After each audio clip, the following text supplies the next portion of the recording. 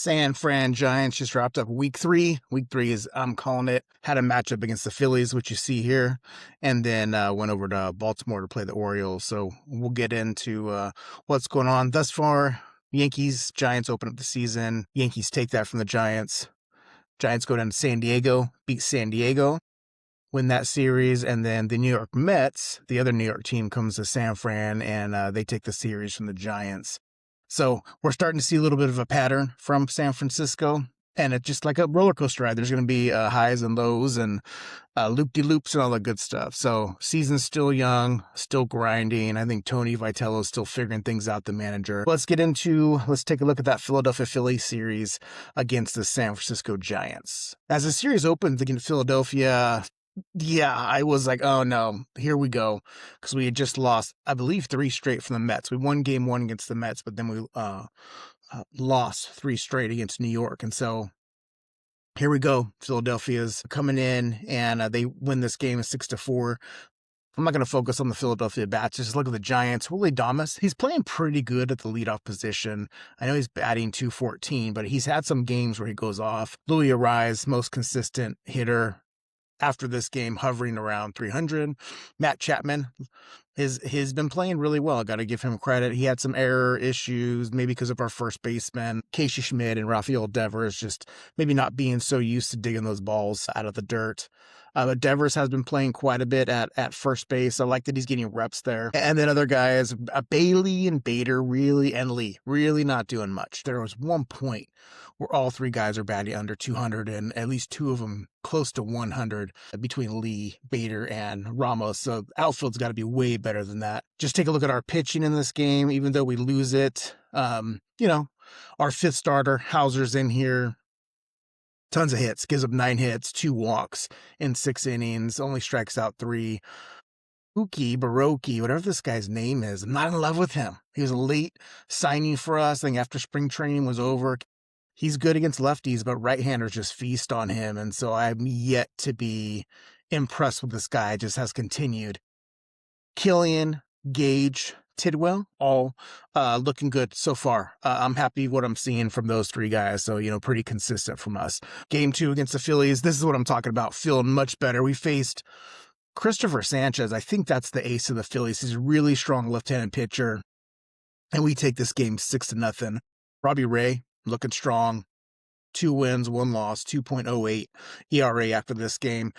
Again, Adames, 2 for 4, same as last game. Chapman, 3 for 4, so pushed his average for this game up to 304.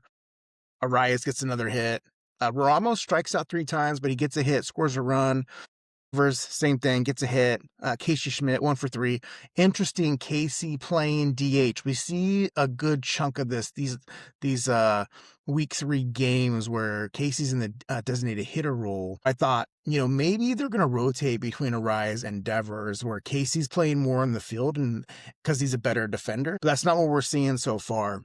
I'll be curious to see how the errors look and just wins above replacement as the season starts going on when you look at their defensive metrics. Encarnacion's been playing quite a bit. He's a big, powerful guy, so that guy connects. He's going to hit it out of the park. Daniel Susek, his second game, hasn't played a ton, but he goes 3 for 4. So, batting .857, I have kind of wondered, are we going to get him some designated hitter opportunities? Is he going to play a little bit more than Bailey? Because Bailey really isn't doing anything. But we'll see as the season goes on. Yeah, Robbie Ray, like I said, 6.2 innings, 3 hits, 3 walks, 7 Ks, 0 runs. Love that. Ryan Walker still making me nervous. He's not in that closer role, right? This game, we were up, so you didn't need a closer.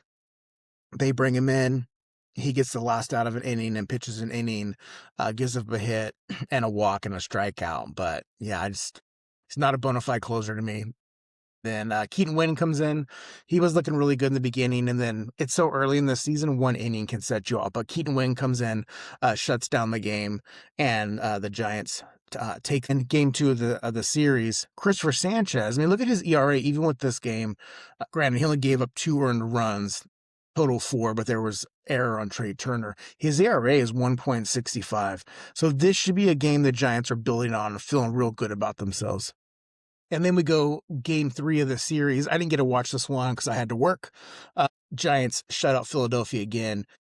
Very identical, score 5 instead of 6, and then Phillies don't put anything up there. Matt Gage gets the win. Damas, all 3 games, 2 for 4, average up to 260. Rias, 2 for 2. He's batting 320 after this game.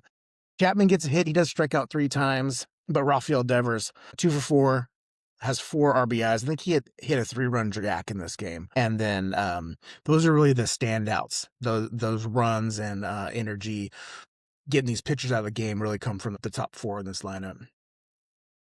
Pitching wise, Tyler Mahle, very different than his first game, where I think my description of it, he was giving up batting practice to the other team. Got himself in a little trouble, 4 walks, 3 hits over, 5.2 innings, but he didn't give up any runs. So struck out 6. That's real good. Gets his ERA down to 4.3. Gage comes in, probably a lefty specialist. I'm worried about righties, just like with Baroki, but so far, this many games in the season, he hasn't given up any runs.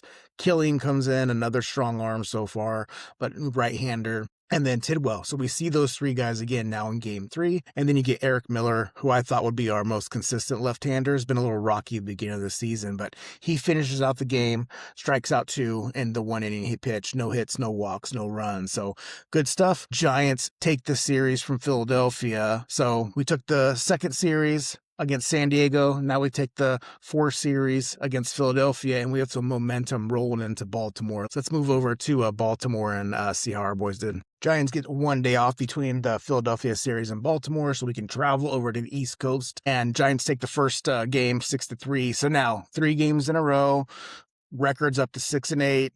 Feeling pretty good about it. Willie Damas continuing his hot 4 games in a row now. He has 2 hits. He gets 2 RBIs. Arias, no hits this time, but he does get 2 walks. Chapman, 2 for 4, staying hot. And then you have Casey Schmidt going 3 for 5. If his bat could do that, that would be huge. Still in that DH role. Lee gets 2 for 4, so 500 on the day, but he's still under 200. Elliot Ramos, I believe, hits a home run, but Bailey and Bader still not much defensively. They're strong, but not much going on down there. Landon Roop, man, I think he's our most consistent pitcher so far. Logan Webb has struggled a little bit. Keaton Wynn comes in, lights out for his inning. JT Brubaker, he gets with 2 walks, but no runs. And then Matt Gage comes in. Tidwell, I'm going to say he gets rocked a little bit. His ERA is only 3, gives up 3 hits in 1 inning, 2 runs, 1 K. So Tidwell can give us bulk innings if he needs to. I'm really excited that he's up and hoping he's just going to keep getting better and better. I was excited for this game and thinking, okay, 2 more against Baltimore. Let's go take this series. Well, it didn't end up that way. Our bats get quiet. You're going to see here in a second. So let me show you what those box scores look like. Absolutely nothing any of us Giants fans wanted to see. Logan Webb on the mound, thinking this, just based on history, this would be the game we'd have the best chance of winning. We lose 6-2. I watched part of this game, but I couldn't watch the whole thing. Adames, breaks that hitting streak that he had. He does get 1 walk. Arias gets a hit. I think this is the game that Arias gets hurt. Player runs over, I believe, the hand, so he missed the game 3, and he gets taken out of this game. Christian Koss comes in, who's really good defensively, gets a hit. Chapman 1 hit. Devers gets 1 hit, 2 runs, but you got Schmidt. Lee, hey, 2 hits, 200. How about that? And then Elliot Ramos, 2 for 4. So, take that right there. Bader gets a hit, but we're just not putting these guys in. 6 strikeouts. That's better than what we're doing in some of the games, but we left 7 guys on, and you can't do that. Chris Bassett, he gave up 7 hits in 4.2 innings and a walk, and we just couldn't do any damage against it. And once their bullpen came in, they completely shut us down. Webb, man, 3 walks, 5 hits over 6 innings. Not looking good, and they're scoring with that stuff. Killing gives up a run, and Baroki gives up a run, so nothing we could do about it. Baltimore takes game 2. But it's the rubber match. We're hoping. The Baltimore is throwing Cade Povich, who was in the minor leagues. This is his 2nd start of the season. He's a lefty. Giants should do good against left-handed pitching with Adames and Chapman and Elliot Ramos. Last year, Ramos was leading off against lefties a lot of the time. So you're thinking, we got a good shot against this kid. No, same thing. They beat us 6-2. Hauser's on the mound for the Giants. Like I said, the fifth starter. I'm not expecting huge things from him, but let's just look at the Giants' bats real quick. Adames, 1 hit. Devers strikes out 3 times. Chapman Goosegg strikes out once. Casey Schmidt looking good again. He's batting .368 after this game. He went 3 for 4, 2 runs and RBI. Lee, nothing. He's batting .185. Ramos gets a hit, .241. Daniel Susek played. He goes 1 for 3. He's batting .636. Encarnacion playing right field. He doesn't do anything. He strikes out. And then you got Christian Koss playing second base. This time only left 4 people on. We just weren't able to get on base. Didn't do anything with it.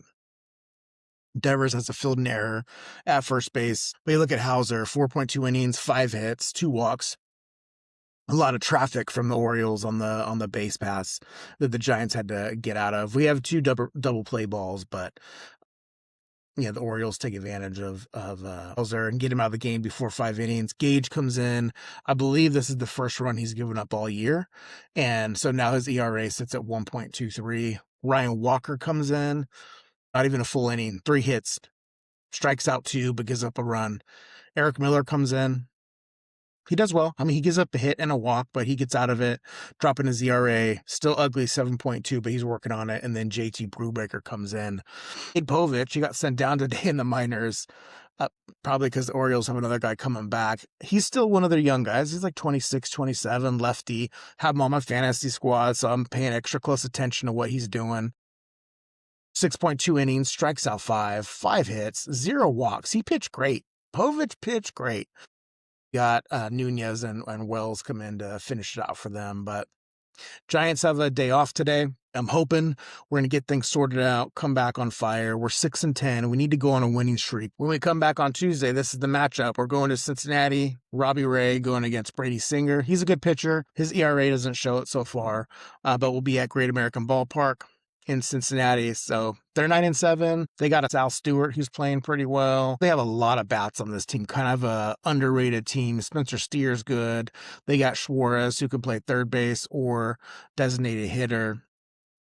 Ellie De La Cruz, I mean, that's their superstar guy. Get him on base. He could still everywhere. Looking forward to Giants coming in. Let's go win this series and take care of business.